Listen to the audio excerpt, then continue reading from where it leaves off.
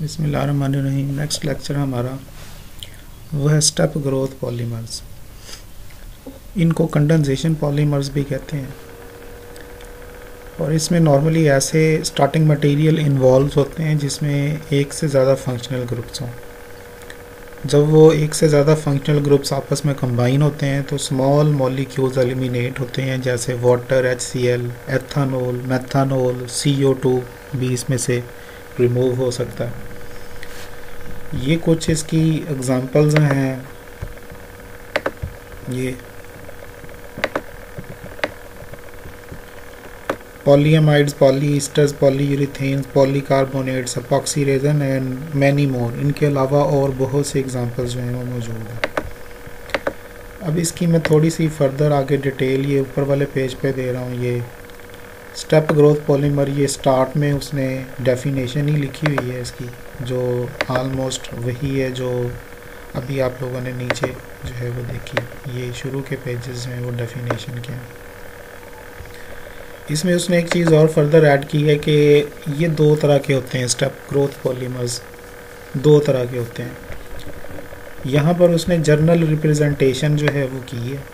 ये journal representation है। एक पॉलीमर्स की टाइप इनकी ऐसी होती है जिसमें ए और बी से मतलब है कि एक ही मॉलिक्यूल में दो डिफरेंट फंक्शनल ग्रुप्स होते हैं। इसमें जब ये दो मॉलिक्यूल्स इस तरह के जिसमें दोनों में फंक्शनल ग्रुप डिफरेंट है, ए और ए आपस में सिमिलर हैं, बी और बी आपस में सिमिलर हैं, तो ए और बी ये सेंटर में ये आपस में कंबाइन होकर कोई एक्स टाइप मॉलिक्यूल बना देते हैं। ये एक तरह का मॉलिक्यूल स्टेप ग्रोथ पॉलीमर इस तरह के जो है वो कंबाइन हो सकते हैं।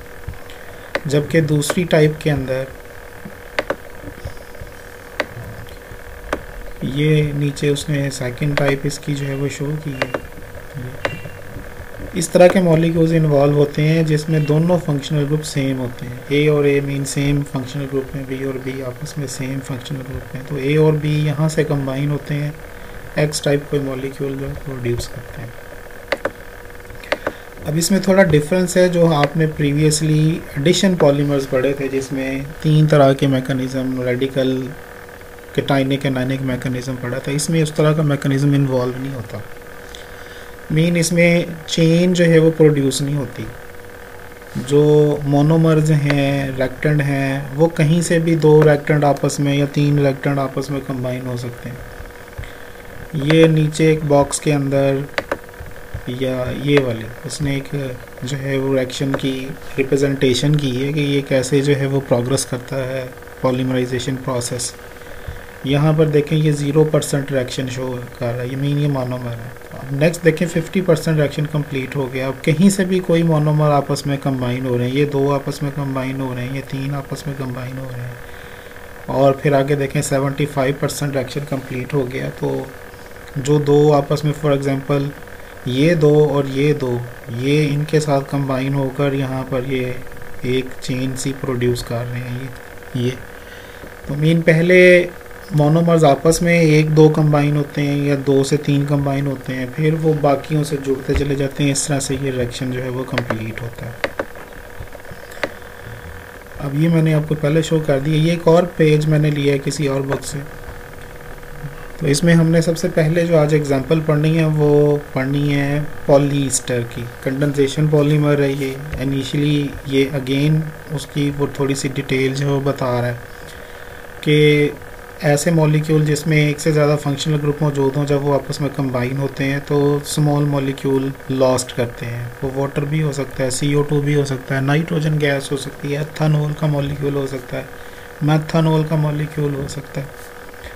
सो बेसिकली ईस्टर फॉर्मेशन ये बेसिक रिएक्शन है ईस्टर फॉर्मेशन का, जो आप लोगों ने मेरा ख्याल है मैट्रिक या FSC से पढ़ना स्टार्ट किया है। इसका जो है वो मैकेनिज़्म आप लोगों को पता है कि कैसे ये मैकेनिज़्म जो है वो ड्रॉ करते हैं, डिज़ाइन करते हैं। इसमें कार्बोक्सिलिक एसिड और अल्कोहल का मॉलिक्यूल मिनरल एसिड की प्रेजेंस में ईस्टर और वाटर मॉलिक्यूल प्रोड्यूस करता है। तो ये बेसिक रिएक्शन है। इसमें थीम ये है कि जितने भी पॉलीईस्टर्स के अंदर ईस्टर ग्रुप जितने भी हैं वो इसी मैकेनिज़्म के तहत आपस में जुड़ते हैं। अब ये नीचे हमने एक टिपिकल एग्जांपल इसकी जो है ली है, पेट पेट जो है वो पॉलीइथिलीन ट्रीथालेट को कहते हैं, इसको शॉर्टली पेट के साथ जो है हम रिप्रेजेंट करते हैं, और ये नॉर्मली सॉफ्ट ड्रिंक बॉटल्स बनाने के काम आता है पॉलीमर। अब इसका जो स्टार्टिंग मटेरियल है वो ये ट्रीथालिक एसिड इसका स्टार्टिंग मटेरियल है।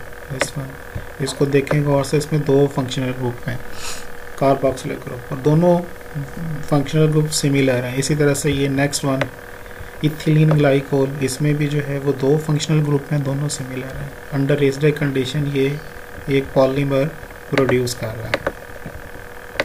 ये इसमें अगर आप गौर करें तो इसमें भी यहाँ पर देखें रिएक्शन हुआ, ये H इथिलीन ग्लाइकोल का और OH ट्रीथालिक एसिड का ये निकला, बाकी का हिस्सा पोर्शन आपस में कंबाइन हुआ है। यहाँ पर ये कम्बिनेशन जो है वो हो रही है। इसी तरह से आगे यहाँ पर ये कम्बिनेशन जो है वो हो रही है।